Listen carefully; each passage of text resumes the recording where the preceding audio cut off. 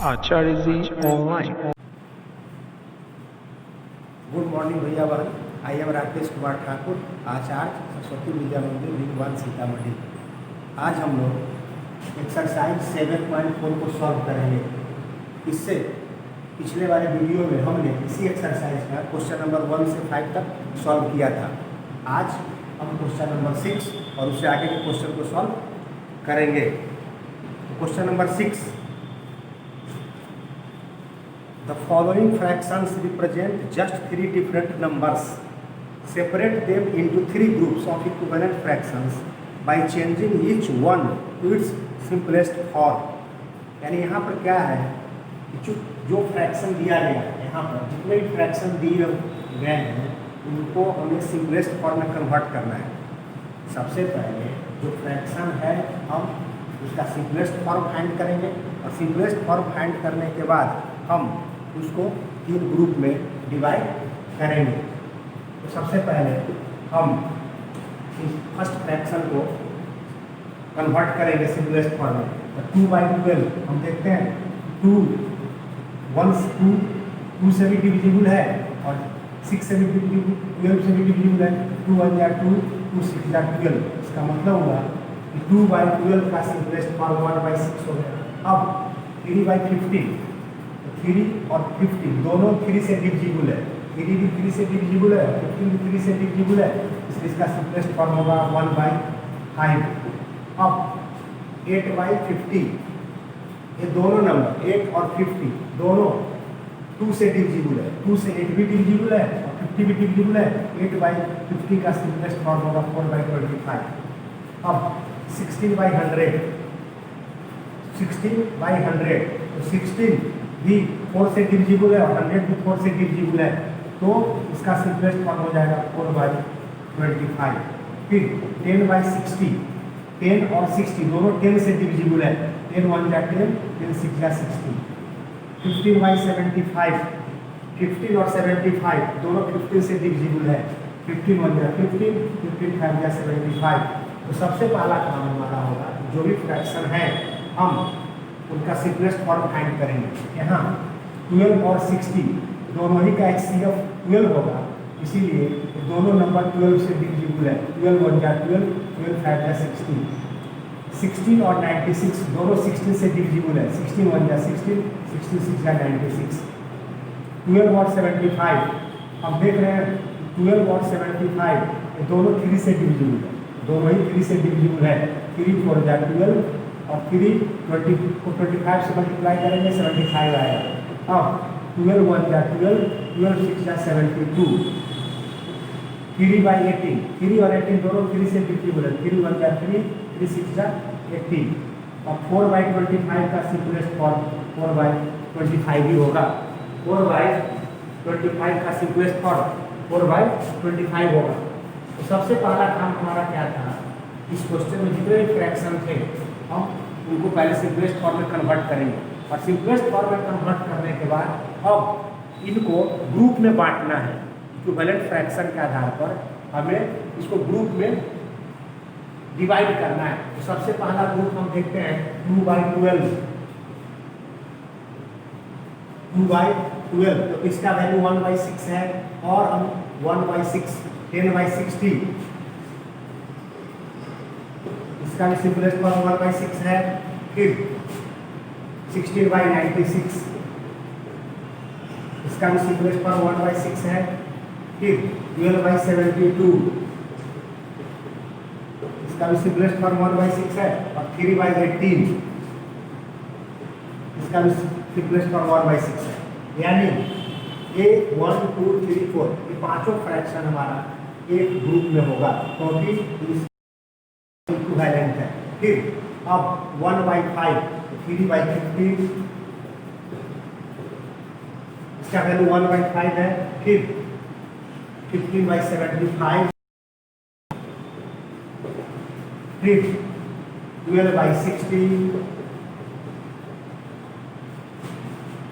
ये तीनों फ्रैक्शन आपस में इक्विवेलेंट है, इसलिए इन तीनों का एक ग्रुप होगा। फिर अब 8/50 इनका सिंपलेस्ट फॉर्म 4/25 है, फिर 16/100, फिर 12/75 और फिर 25। इस तरह से सबसे पहला काम क्या करेंगे कि जो फ्रैक्शन दिया गया है पहले उनको सिंपलेस्ट फॉर्म में लिखेंगे और सिंपलेस्ट फॉर्म के आधार पर ही हम इनको 3 ग्रुप में डिवाइड करेंगे।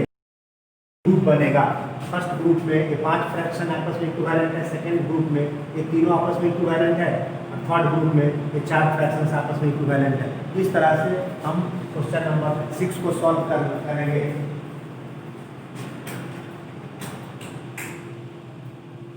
अब हम लोग क्वेश्चन नंबर 7 को सॉल्व करेंगे।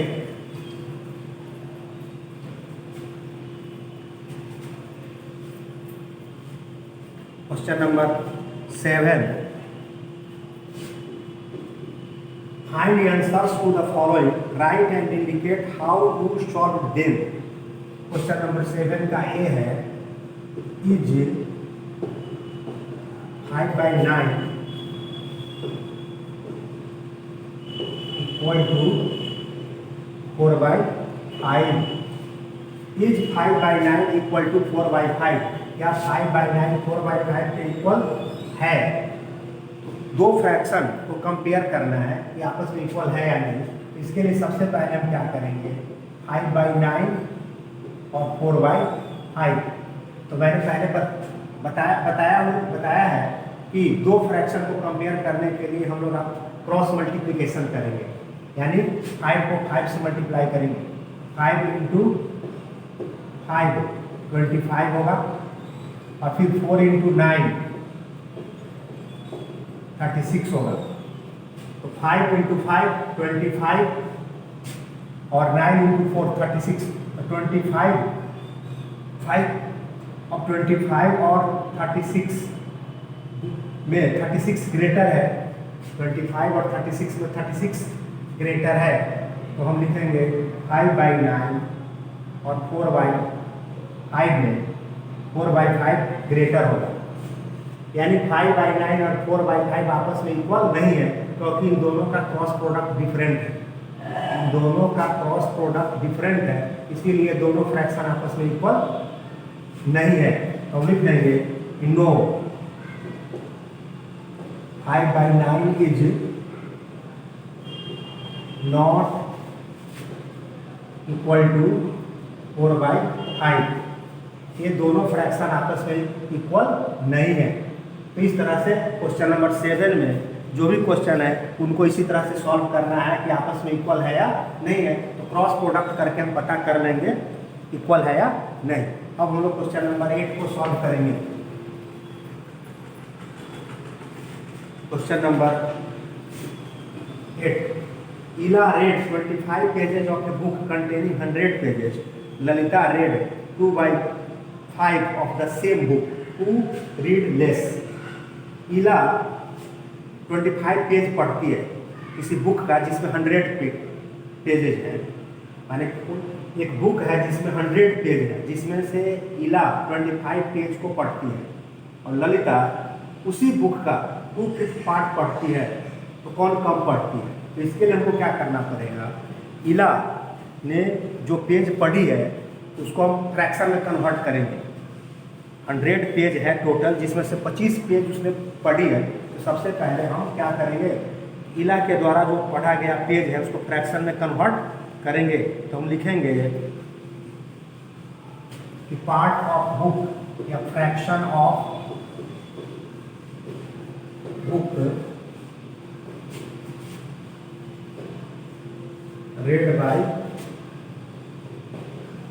इला 25/100। क्योंकि 100 पेज है जिसमें से 25 पेज पढ़ चुकी है, इसीलिए इसका फ्रैक्शन होगा 25/100 और इसका सिंपलेस्ट फॉर्म हो जाएगा 1/4। उसी तरह से हम लिखेंगे कि फ्रैक्शन ऑफ बुक या पार्ट ऑफ बुक, हम यहाँ पर फ्रैक्शन के जगह पर पार्ट भी लिख सकते थे। Part of book read by Ila, part of book read by Lalita 2/5। इसका मतलब है कि एक ही बुक का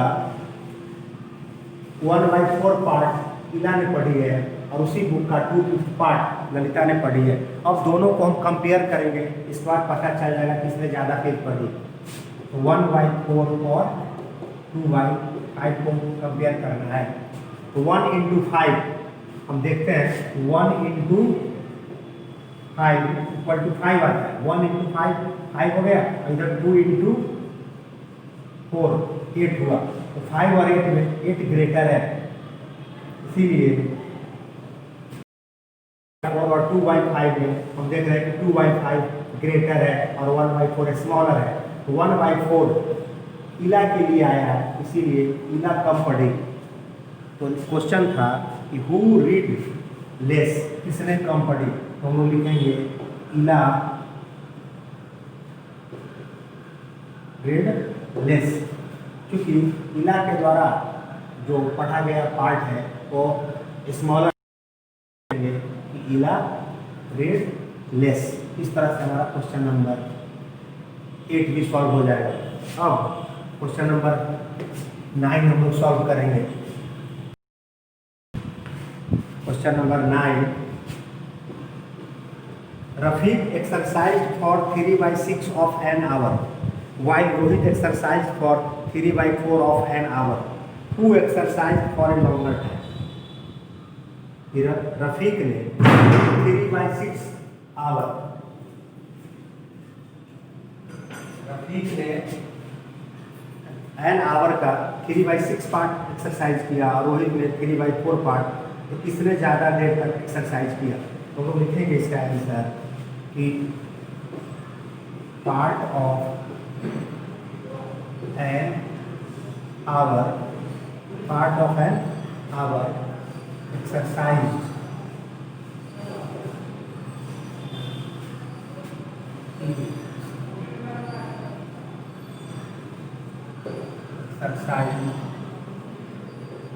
bye Rafiq equal to 3/6. Part of an hour exercised by Rafiq is part of an hour exercised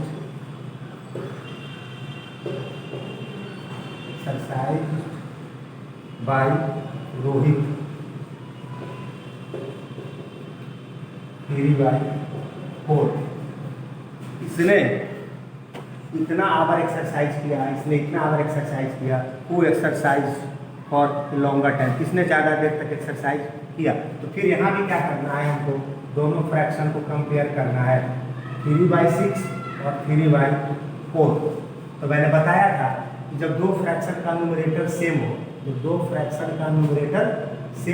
तो जो डिनोमिनेटर छोटा होता है वही फ्रैक्शन बड़ा हो जाता है, और जो डिनोमिनेटर छोटा होगा फ्रैक्शन बड़ा हो जाएगा, और जो बड़ा होगा छोटा हो जाएगा। 3/6 और 3/4 में हम देख रहे हैं कि 3/4 ग्रेटर होगा। नहीं तो क्रॉस मल्टीप्लिकेशन भी कर सकते हैं, 3 × 4। तो 3 को 4 से मल्टीप्लाई करेंगे, 3 4 जा 12 होगा, और 6 × 3 18 होगा। इस तरह से भी कर सकते हैं क्रॉस मल्टीप्लिकेशन के द्वारा। तो हम देखते हैं 18 किसके लिए आया है, तो 3/4 के लिए आया है। तो इसमें क्वेश्चन है कि who exercise for a longer time. तो लिखेंगे Rohit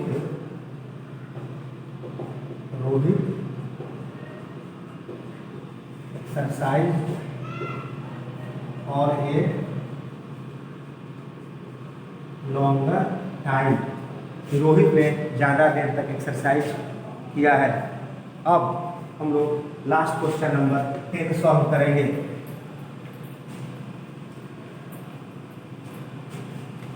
question number 10, in a class A of 25 students, 25 passed in first class. In another class B of 30 students, 24 passed in first class. In which class was a greater fraction of students getting first class? तो कह रहा है कि class A में 25 students हैं, जिसमें से 20 students ने फर्स्ट क्लास प्राप्त किया है और क्लास बी में टोटल 30 स्टूडेंट्स हैं जिसमें से 24 फर्स्ट क्लास से पास किया। In which class was a greater fraction of students getting first class. सबसे पहले हम फ्रैक्शन में कन्वर्ट करेंगे तो लिखेंगे fraction of students, fraction of students, fraction of students getting first class,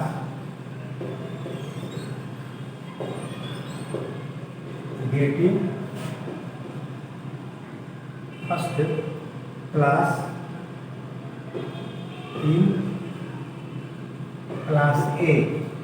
fraction of students getting first class in class A, तो class ए में total 25 students है, इसमें से 20 स्टूडेंट्स फर्स्ट क्लास से पास किया है तो लिखेंगे 20/25।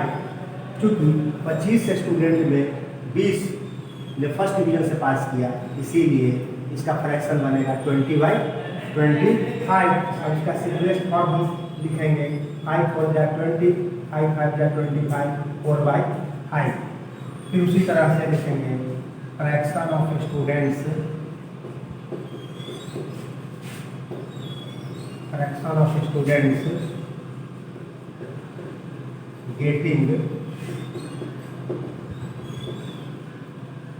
First class in class B. Class B में टोटल 30 स्टूडेंट है जिसमें से 24 स्टूडेंट्स फर्स्ट डिवीजन लाया है, तो 30 स्टूडेंट्स में 24 इसीलिए 24/30। यहाँ 25 स्टूडेंट में 20 को फर्स्ट क्लास हुआ और यहाँ 30 स्टूडेंट्स में 24 को फर्स्ट क्लास हुआ। अब 24/30 का हम कन्वर्ट करेंगे सिंपलेस्ट फॉर्म में, तो 6 4 जा 24 और 6 5 जा 30, 4/5। तो हम देख रहे हैं कि दोनों ही फ्रैक्शन का सिंपलेस्ट फॉर्म सेम है, दोनों ही फ्रैक्शन का सिंपलेस्ट फॉर्म सेम है। इसका मतलब है कि दोनों फ्रैक्शन आपस में इक्विवेलेंट है। 20/25 और 24/30 ये दोनों फ्रैक्शन आपस में इक्विवेलेंट है यानी इक्वल है। तो क्वेश्चन का इन which class was A,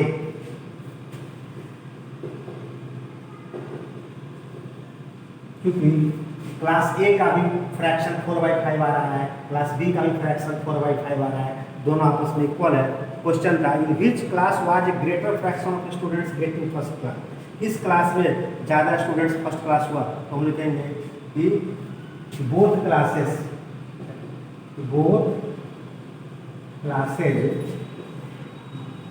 have the same, both which class was a greater fraction of students in both classes have the same. दोनों ही क्लास का रिजल्ट सेम है यानी किसी भी क्लास में ज़्यादा या कम स्टूडेंट्स का fraction, both classes have the same result. अब हम लोग होमवर्क लिखेंगे, solve question number 6 to 10 of exercise 7.4। Solve question number 6 to 10 of exercise 7.4। Thanks.